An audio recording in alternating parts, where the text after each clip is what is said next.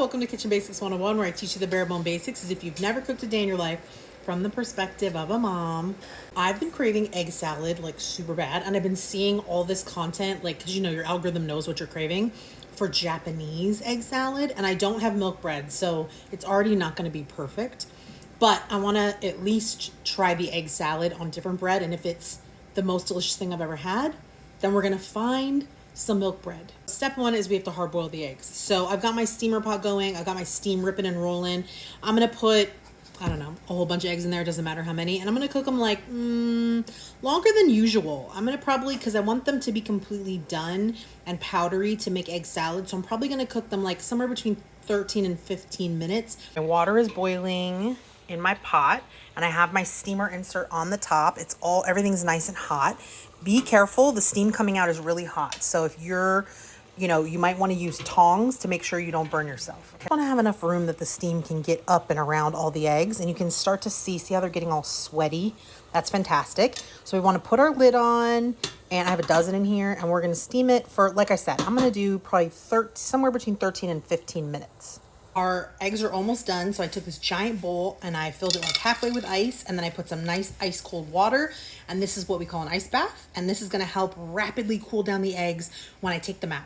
Eggs are hot, so I'm going to need you to be super careful. Use something, tongs, a scoop, something. Don't pick them up with your bare hands because you're going to burn yourself. They've been steaming, hot boiling for 15 minutes. They're going to be hot, okay? So we're going to put them into the ice bath so that they can rapidly cool off. Sometimes people crack them before they put them in the ice bath. I don't, because if I want to keep any of them for a longer period of time, I don't want any of them to be cracked. And I see a lot of people too who like poke holes in them before they hard boil them. And again, I don't want the shell to be compromised at all in case I want to keep them in the fridge for a week, right? And they'll stay good if you don't crack those eggs. I'm not sure if you put a hole or you crack the ends, if that's the case. I think they won't keep as well as if they stay whole and intact, okay? So we're gonna put them into the ice bath. We're gonna let them completely cool, and then they're ready to eat. We'll get to peeling to make our egg salad. Yum. The reason that you do an ice bath as opposed to just setting them on top of ice is the water gets cold and completely surrounds the eggs. If you just set them on top of some ice, then only parts of the egg would get cooled. Does that make sense? But when you put them in an ice bath, there's water everywhere, and so they're getting cold all the way around. Let's crack one open and see what we're working with. So I tap on the end, and I tap on the other end, and then I give it a little roll gently. Don't push down too hard. You'll like explode it, which is not the goal. And then let's see how well they peel. Pretty good, pretty good. This is part of the reason I like to steam them, because these were fresh eggs, and fresh eggs don't always peel well, but I feel like when you steam them, they peel so much easier. I'm gonna give it just a little bit of a rinse to get that. Sometimes there's like little tiny bits of shell, and see, that's what I like. I like it to be perfect. Let's do another one. Tap on the end, tap on the other end for a little roll. Right? Give her a little roll. And then it's all about picking the right place to start. There's like a little like membrane. And if you get underneath that with your thumb, then it helps like all the shell kind of stays with that. Do you see how it's just like, even though the shell's like cracking, it's staying stuck to that like membrane part. Does that make sense? So the shell's all stuck together. A little piece right there. Give it a little rinse in the cool water. My favorite part is just how cleanly they peel. Obviously, you do not need to use a grater. You could just slice them up or do whatever you want to do. But since I saw this on TikTok, I have been dying to try it, and I have to try it. Are you excited? Because I'm excited to try it. All right, I imagine we're gonna have to use the pusher. This one. I'm kind of nervous though. You guys ready? Let's see if it works. I'm using the small blade. Oh my God. Did you see that? It was like 2 seconds. Did you see it? All right, let's put another egg in. When I show you how this turns out, you're gonna die. By the way, look at how quick. Like if you were making a big egg salad for a party, this is definitely the way. I don't know, single serving, like maybe not, because you're dirtying something else in the kitchen, which is not the best thing ever. And I know people are going to say there's so much egg stuck in there. I'm going to show you how you get it out. But let me just show you this first. Look at this. Look at how gorgeous.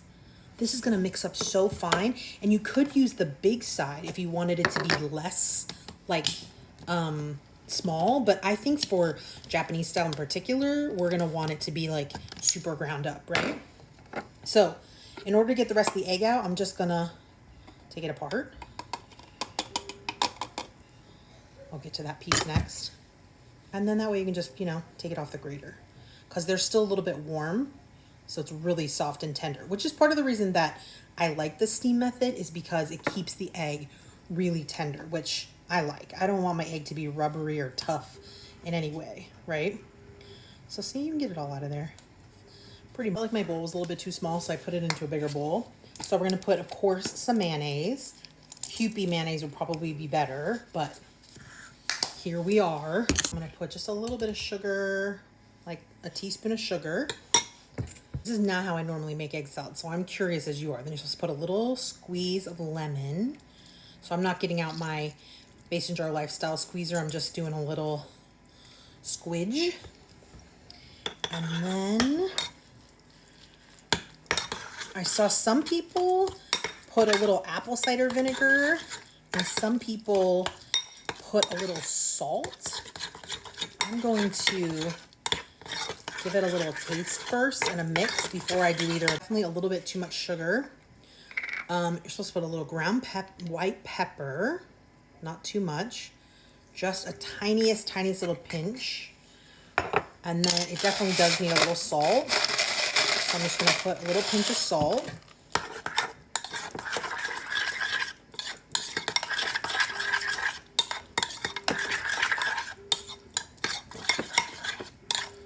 I might have to add another egg because it's a little bit loose. You see it? Okay, let's use this as a tasting spoon. Give it a little taste. I think that's because our egg was still warm. It wasn't cold enough yet, which is my fault, but I'm hungry. I wanted to taste it.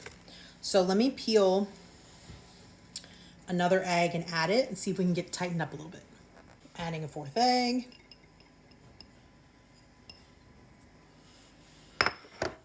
Give that a stir. Oh yeah, that dried it out a lot. You see? That texture's much better. Just had a little too much moisture in there. I don't know if it was the lemon, the mayonnaise, the fact that they were hot. I'm sure if they were cold, it would definitely work better, but look at the beautiful work. Gorgeous. I'm gonna add a little more salt. Smallest little, another pinch of white pepper. Just a little bit. Not milk bread, but it is soft white bread. And obviously you're supposed to cut the crust off and all that, but I think I'm gonna miss the mustard here. I'm a mustard gal. I like mustard. So we'll see. And you know, everyone's gonna tell me the milk bread makes all the difference, but I just wanna make sure that we're even in the neighborhood before I go get the milk bread. I mean, it does look delicious.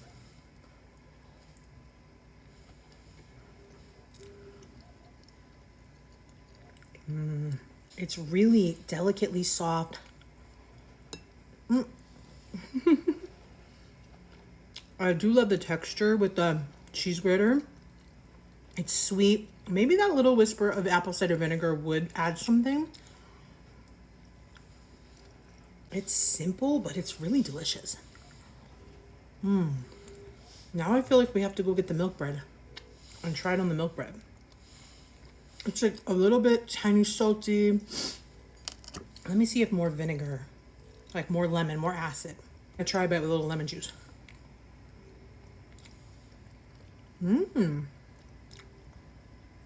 It's good with a little extra lemon.